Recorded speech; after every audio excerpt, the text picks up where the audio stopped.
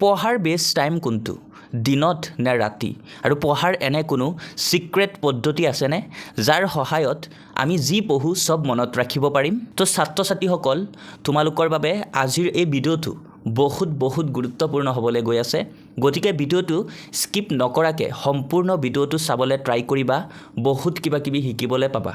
আৰু যদি আমাৰ এই চেনেলত আজি নতুন আহিছা, চেনেলটো ছাবস্ক্ৰাইব কৰি ৰাখিবা যাতে সদায় এনেধৰণৰ ইনফৰ্মেটিভ ভিডিঅ'বিলাক পাই থাকা। তো পঢ়াৰ বেষ্ট টাইম আৰু যি পঢ়োঁ তাকে মনত ৰাখিবৰ বাবে আৰু যাতে পঢ়াৰ সময়ত টোপনি নাহে তাৰ ওপৰতে এটা চাইণ্টিফিক ৰিচাৰ্চ হৈছিলে।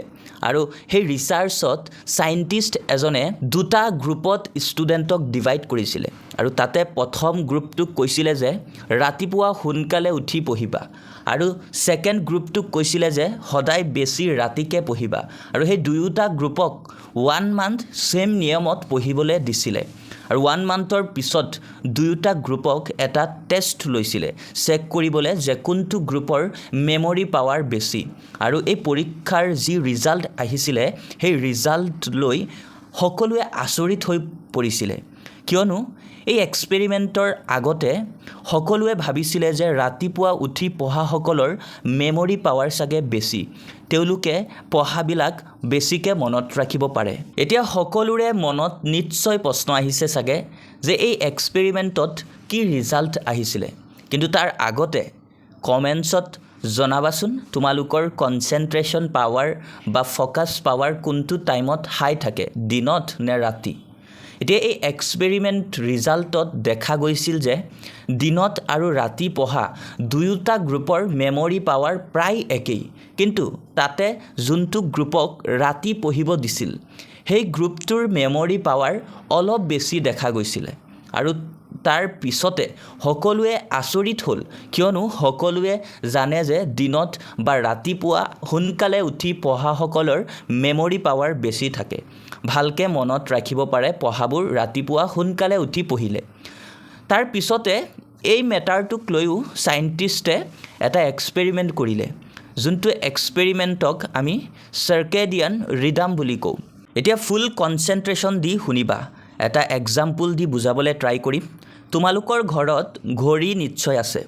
ঘড়ীয়ে কি কৰে, ৰাতিপুৱা 12 বজাৰ পৰা ৰাতি 12 বজালৈকে সময়খিনি আমাক কয়। চিমিলাৰলি যোনটো চাৰ্কেডিয়ান চাইকেল সেইটোৱে আমাৰ বডিৰ ইণ্টাৰনেল ক্লক হয়। অৰ্থাৎ এই চাইকেলে ডিচাইড কৰে যে কেতিয়া আমাৰ বডি বহুত বেছি এক্টিভ থাকিব, কেতিয়া আমাৰ কনচেনট্ৰেশ্যন পাৱাৰ বহুত হাই থাকিব, আৰু কেতিয়া আমাৰ মেমৰি পাৱাৰ হাই হ'ব। লগতে কেতিয়াবা আমাৰ বহুত দুৰ্বলতা অনুভৱ হয় বা টোপনি আহে, এই সকলোবোৰ কিন্তু চাৰ্কেডিয়ান চাইকেলেই ডিচাইড কৰে। এই চাৰ্কেডিয়ান চাইকেল বেছিকেলি আমাৰ ব্ৰেইনে ডিচাইড কৰে। এতিয়া চাগে তোমালোকৰ মনত প্ৰশ্ন আহিছে যে মই এইবিলাক কিয় কৈ আছোঁ।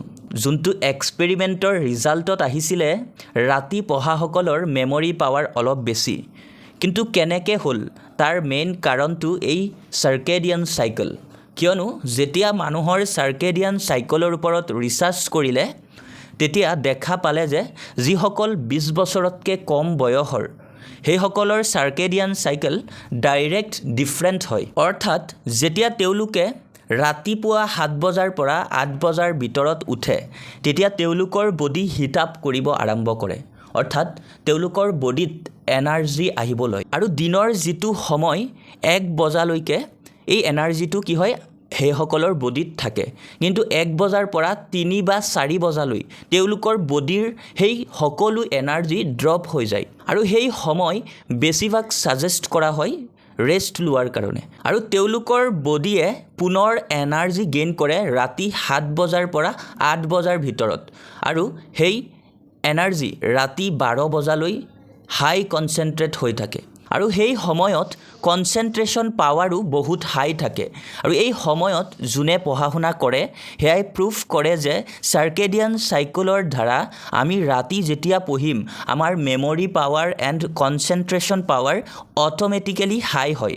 কিন্তু যিসকলৰ বয়স 20 বছৰতকৈ বেছি তেওঁলোকৰ কিন্তু চাৰ্কেডিয়ান চাইকেল ডাইৰেক্ট ডিফাৰেণ্ট হয়।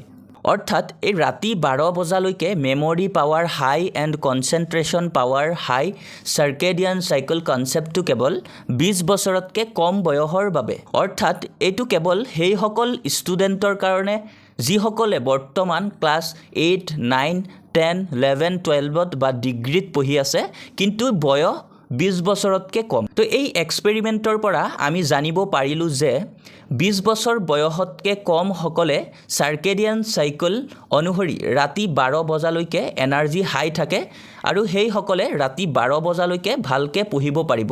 আৰু লগতে এই এক্সপেৰিমেণ্টৰ পৰা এইটো জানিব পৰা গৈছিলে যে যোনসকলৰ বয়স 20 বছৰতকৈ বেছি তেওঁলোকৰ চাৰ্কেডিয়ান চাইকেলৰ মতে ৰাতি 12 বজাৰ পৰা 11 বজালৈকেহে কেৱল কনচেনট্ৰেশ্যন পাৱাৰটো হাই থাকে বা এনাৰ্জি পাৱাৰটো হাই থাকে। আৰু তেওঁলোকৰ ক্ষেত্ৰত ৰাতি 11 বজাৰ পিছত তেওঁলোকৰ ব্ৰেইনে ছিগনেল দি দিয়ে যে you have to take rest, তোমাৰ এতিয়া ৰেষ্ট লোৱাৰ প্ৰয়োজন। চ' ইয়াৰ পৰা চাইণ্টিফিকেলি প্ৰুফ হৈ গ'ল যে ৰাতিও পঢ়িব পাৰোঁ, দিনতো পঢ়িব পাৰোঁ।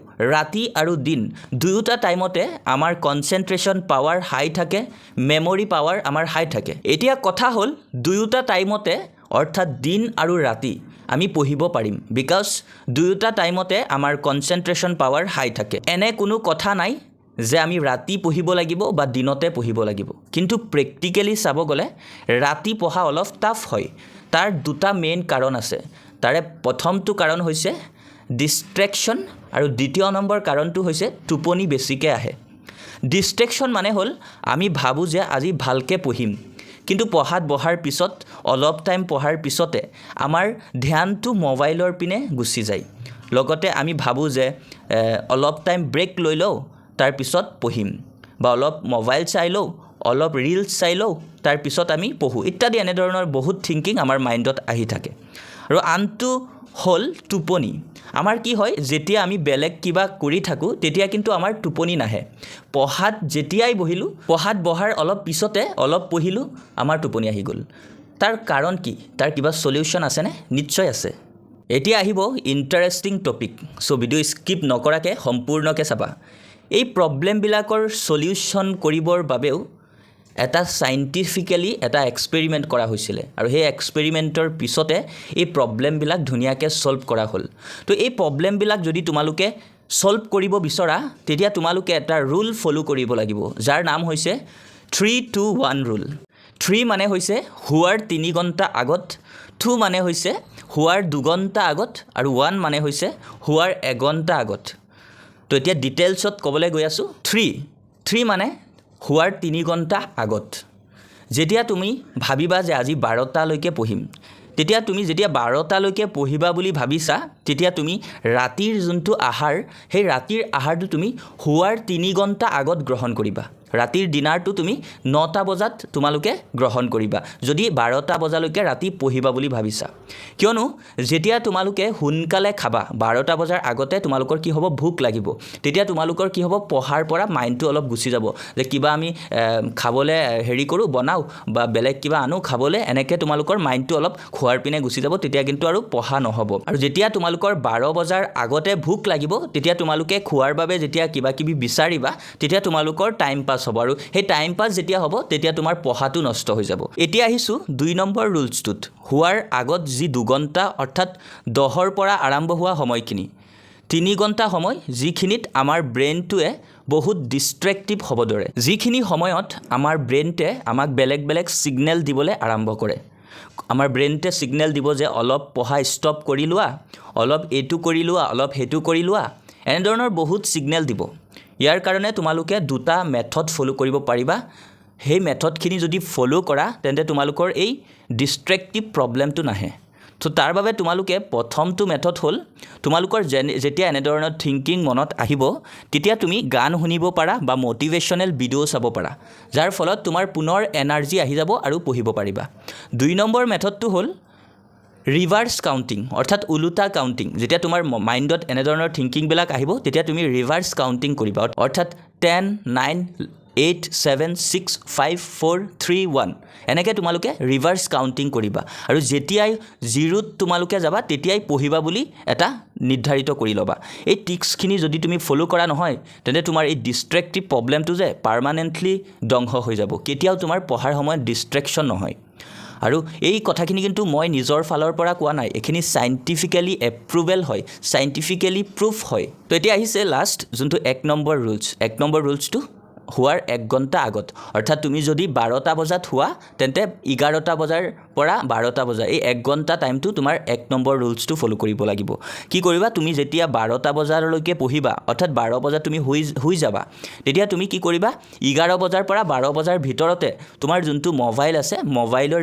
সকলোবোৰ ডিভাইচ তুমি নাইট মোডত অন কৰি থবা কিয়নো মোবাইলৰ সব ডিভাইচৰ পৰা কি হয় ব্লু ৰেজ আহে আৰু সেই ব্লু ৰেজটোৱে আমাৰ ব্ৰেইনটোক সিগনেল দিয়ে যে এতিয়াও দিন হৈ আছে সো টোপনি নাযাবি তেতিয়া কি হয় সেই ব্লু ৰেজটোৱে আমাক টোপনি যাবলৈ বাধা দিয়ে তেতিয়া তোমালোকে কি হ'ব টোপনি যাব নোৱাৰিবা ৰাতি 12 বজাত আৰু তেতিয়া তোমাৰ বডিটোৰ পৰা এনাৰ্জিটো লছ হৈ যাব তেতিয়া আকৌ মৰ্নিং তোমালোকৰ বডিত এনাৰ্জি অহা অলপ টাইম লাগিব বা তোমালোকৰ হেল্থ প্ৰব্লেম হ'ব পাৰে তো এই তিনিটা ৰুলছ তোমালোকে যদি ফ'ল' কৰা তেতিয়া ডিষ্ট্ৰেক্টিভ প্ৰব্লেম তোমালোকৰ কেতিয়াও নহয় এতিয়া 2 নম্বৰ প্ৰব্লেমটো আছিলে টোপনি বেছিকৈ অহা প্ৰথমটো আছিলে ডিষ্ট্ৰেকশ্যন আৰু 2 নম্বৰটো আছিলে টোপনি বেছিকৈ অহা কিয় হয় টোপনি বেছিকৈ কিয়নো যেতিয়া কিবা এটা আমাৰ ব্ৰেইনত বৰিং লাগে তেতিয়া আমাৰ ব্ৰেইনে কয় যে কামটো আমি আজি নকৰোঁ কালি কৰিম তাৰ মানে তোমাৰ পঢ়া শুনা তোমাৰ কাৰণে বৰিং হৈ গ'ল যাৰ কাৰণে তোমাৰ টোপনি আহে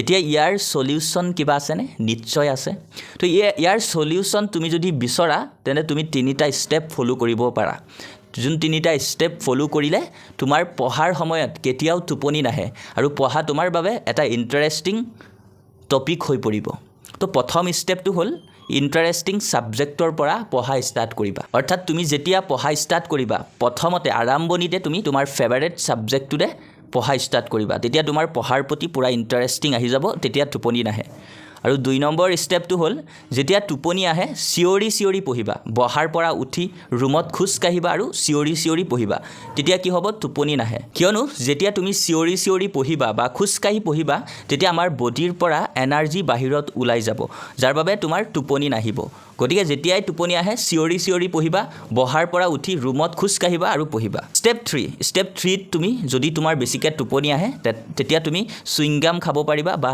চাহ একাপ খাই ল'বা কিয় কৈছোঁ চুইংগাম খাবলৈ কিয়নো যেতিয়া তুমি চুইংগাম খাবা তেতিয়া আমাৰ বডিৰ মাজেলবিলাক কি কৰিব মুভমেণ্ট কৰিব আৰু যেতিয়া মাজেলবিলাক মুভমেণ্ট কৰিব তেতিয়া বডিত ব্লাড সাৰ্কুলেশ্যনটো হাই হ'ব আৰু ব্লাড সাৰ্কুলেশ্যন যেতিয়া আমাৰ বডিত হাই হ'ব তেতিয়া আমাৰ টোপনি নাহিব গতিকে তোমালোকে এই ষ্টেপবিলাক ফ'ল' কৰিব পাৰা যদি বেছিকৈ টোপনি আহে আৰু আন এটা ইম্পৰ্টেণ্ট কথা হ'ল তোমালোকে পঢ়াৰ সময়ত কেতিয়াও নেপ নল'বা বহুতে আছে আধা ঘণ্টা 1 ঘণ্টা পঢ়ে তেতিয়া অলপ পাৱাৰ নেপ লয় যে 5 মিনিট বা 10 মিনিট বা আধা ঘণ্টা টোপনি গ'লেও পিছত পঢ়িম তো এনেকুৱা কেতিয়াও নকৰিবা এনেকুৱা কৰিলে সেই দিনটো তোমাৰ মানে সেই ৰাতিটো তোমাৰ বৰবাদ আৰু তেতিয়া আৰু পঢ়া নহয় গতিকে এনেধৰণৰ তোমালোকে চাইণ্টিফিকেল এপ্ৰুভেল ৰুলছবিলাক যদি তোমালোকে ফ'ল' কৰা তেনে তোমাৰ পঢ়াৰ প্ৰতি নিশ্চয় মন বহিব তো আজিৰ ভিডিঅ'টোত তোমালোকৰ বাবে এই ইনফৰমেশ্যনবিলাক আছিলে আশা কৰোঁ ভিডিঅ'টো তোমালোকৰ বাবে বহুত হেল্পফুল আৰু নলেজেবল গতিকে ভিডিঅ'টোত এটা লাইক কৰি দিবা আৰু ভিডিঅ'টো তোমাৰ